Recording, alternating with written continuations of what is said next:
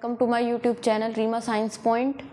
और आज हम आपको बताएंगे, क्योंकि हम आपको क्या पढ़ा रहे हैं, एंजाइम। और एंजाइम्स में हम आपको पढ़ाएंगे कि एंजाइम्स कैसे केमिकल रिएक्शन में उनका वर्क होता है।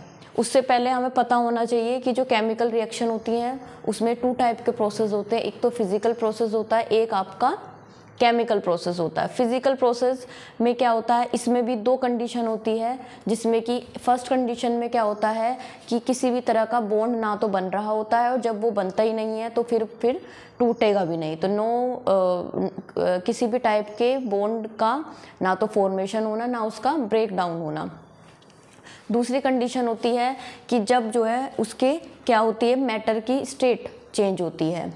तो इसमें क्या है, जैसे कि आप इसको देखिए, इसमें क्या है फिजिकल प्रोसेस। अगर हम फर्स्ट की बात करें तो no breaking and making of bonds का मतलब है केवल उसकी क्या हो रही है, शेप चेंज हो रही है। मीन्स अगर हम कोई भी फॉर्म लेते हैं, फॉर्म लेते हैं, कोई भी आप स्पंज का पीस लीजिए, तो उसको क्या करते हैं, जब हम प्रेस करते हैं तो प्रेस करने पे क्या होता है कि वो अपनी शेप उसकी चेंज हो जाती है। लेकिन फिर अगर हम उसको छोड़ देते हैं तो वो वापस से अपनी पुरानी शेप में आ जाता है। इसी तरीके से हम अगर कुछ भी, अगर हम रबड़ की बॉल लें तो क्या करते हैं, अगर उसको हम प्रेस करते हैं तो क्या होता है, उसकी शेप कुछ टाइम के लिए, जब तक के लिए बदल जाती है, जब तक कि हम उसे छोड़ते नहीं, और जब छोड़ देते हैं तो वो वापस से अपनी पोजीशन में आ जाती है। तो इसमें ये तो था एग्जाम्पल, क्योंकि इसमें इस प्रोसेस में किसी भी तरीके का क्या हो रहा है, ना तो बॉन्ड का फॉर्मेशन हो रहा है, ना वो टूट रहा है, केवल क्या हो रहा है, शेप में चेंज हो रही है। तो ये क्या है, it's a type of physical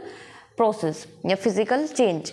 दूसरी कंडीशन में क्या होता है कि उसकी स्टेट में चेंज होती है, मतलब उसके कंडीशन में चेंज होती है। जैसे कि बर्फ है, आइस है, ये किस फॉर्म में होगा, आपका सॉलिड फॉर्म में होगा। जब इसको हम गर्म करते हैं तो क्या होता है, ये आपका लिक्विड में चेंज हो जाता है। और उसके बाद यही आपका जो वाटर है, इसको वाटर को जब हम हीट करते हैं तो ये हमारा किस में चेंज हो जाता है, गैस में, यानी कि वाटर वेपर में। तो इसमें कुछ नहीं हुआ, केवल क्या हुआ, बॉन्ड का मेकिंग और ब्रेकिंग इसमें भी नहीं हुआ। क्यों? क्योंकि केवल बर्फ से वाटर में और वाटर से ये वाटर वेपर में चेंज हुआ। तो केवल क्या हुई, इनकी स्टेट यानी कि अवस्था ही चेंज हुई है।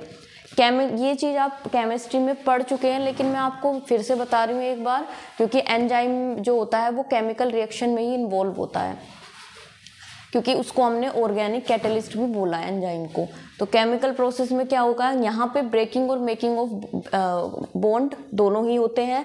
अगर हम इनऑर्गेनिक की बात करें तो ये इसमें अगर हम BaOH की हम रिएक्शन सल्फ्यूरिक एसिड से करवाते हैं तो हमारा BaSO4 या वाटर बनता है। तो कोई भी हम ले सकते हैं, इसके Ba की जगह पे हम कैल्शियम भी ले सकते हैं, कोई भी इनऑर्गेनिक सब्सटेंस ले सकते हैं।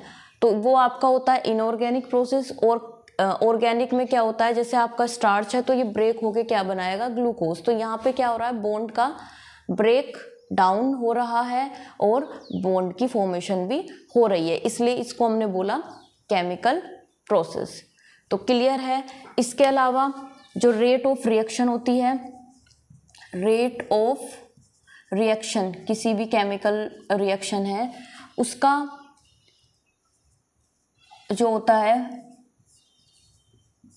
यानी कि number of product per unit time पे जितने नंबर ऑफ प्रोडक्ट बनेंगे उतनी ही हमारी क्या होगी, रेट ऑफ रिएक्शन फास्ट होगी। मीन्स कहने का ये है कि टेम्परेचर हम जितना ज़्यादा करेंगे तो क्या होगा, टेम्परेचर जितना ज़्यादा करेंगे रेट ऑफ रिएक्शन उतना हमारा क्या हो जाएगा, कम हो जाएगा। या हम कह सकते हैं कि रेट हम जितना ज़्यादा कम करेंगे उतना रेट ऑफ रिएक्शन हमारा ज़्यादा हो जाएगा।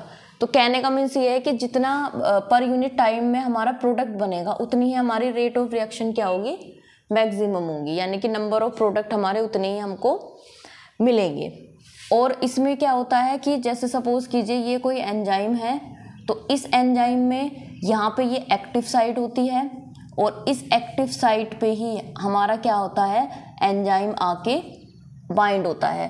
तो अगर बाइंड होने के बाद इस एंजाइम ने यहाँ पे हमारा क्या हो गया, एंजाइम ये यहाँ पे इसकी एक्टिव साइट पे एंजाइम बाइंड हो गया, तो इसने क्या बना दिया, सबस्ट्रेट एंजाइम कॉम्प्लेक्स, और बाद में क्या हो जाएगा, ये प्रोडक्ट में कन्वर्ट हो जाएगा और एंजाइम अलग हो जाएगा। तो ये होता है इसका प्रोसेस। कल हम इसके मैकेनिज्म पढ़ेंगे, एक्टिवेशन एनर्जी का, एंजाइम का।